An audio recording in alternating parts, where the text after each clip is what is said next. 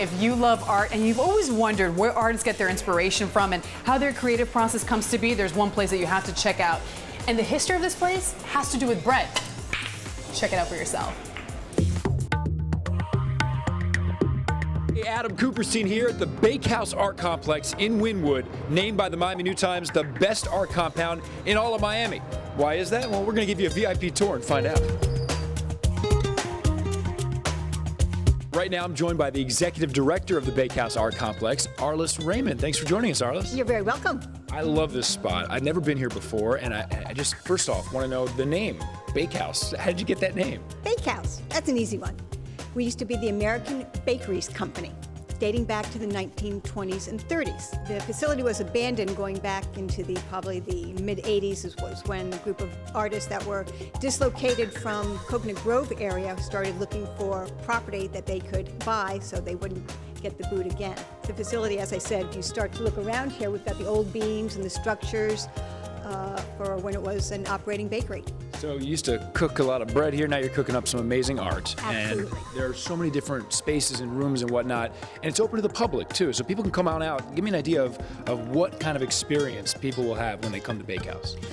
For first-timers, they are just awestruck. They walk in from the front door, as you did earlier, or from the other double doors by the silos. The silos, in fact, are the original flour silos from when it stored the flour, from when it was bakery days. People are truly in awe when they walk in here. They see the high ceilings and the old industrial fans, which we've kept. The whole structure inside has been converted to artist studio spaces, working studio spaces for emerging and mid-career artists, as well as we have 2 gallery spaces and a classroom and other common areas as well. So basically, when people come in here, instead of being in an art gallery where you're just looking at art on the wall or sculptures on the ground, you're seeing active studios. You're seeing artists at work. At work, and artists that work here oftentimes 24/7. Wow. They have access to their studios 24 hours a day, and we're open 7 days a week to the public. If you come into a studio and there's an artist at work and you love his or her artwork, you can strike up a conversation, get to know a little bit more background on the piece. I mean, that's a really great idea. Absolutely. It makes the artist feel really appreciated when somebody is truly interested and asks them about their work. Unlike a typical gallery or a museum, this is where you really get to the grassroots. You get to actually speak with the artist. And there's such a variety too here. I noticed we saw some sculptures. We saw there's modern. We saw woodwork. I saw people welding in the back. I mean, there seems to be such a variety. Give me an idea of what type of experience, as far as your artistic tastes, you'll get to see here.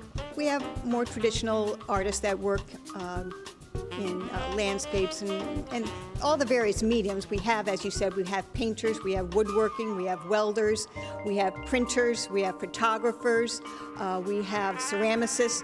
So we have it all here. The space here itself, it's always changing too. I mean, you can come here 1 week and then come a few weeks later and you're always going to find different things. Absolutely. We have our opening exhibits once a month on the second Friday of the month, where all the artists are here with their open studios, and we have our opening exhibits typically in the Audrey Love Gallery and the Swenson Gallery on those nights. We often have live music on those nights and an open bar as well, and it's free to the public.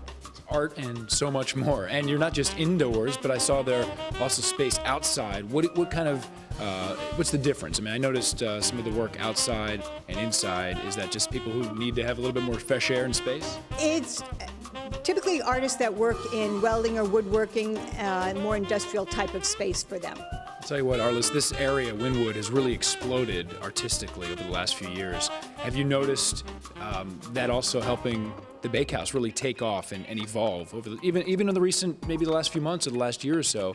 Have you noticed a change? It is. The economics of the situation here, all across the country, basically, has almost in a sense helped us, because our mission is to provide affordable working studio space to emerging mid-career artists. So many of the artists have, are changing their live-work type situations, and they're coming to the Bakehouse. Arliss, thank you so much for having us. It's been really cool to check out all the art, and you guys want to check it out too, right? If you haven't been to the Bakehouse Art Complex, every day of the week you're open 12 to 5, open to the public, and every second Friday of the month, open at night from 7 to 10 for art exhibitions. So it's a really cool place. Gotta check it out. For Nonstop Scene Miami, I'm Adam Kuperstein. Coming up on Nonstop Scene Miami, my girl Nathalie Pozo takes all of us to a chic boutique that she found promises the perfect fit before you leave the store. And are you a member of the Shoe of the Month Club? I'll get you hooked up with the 411.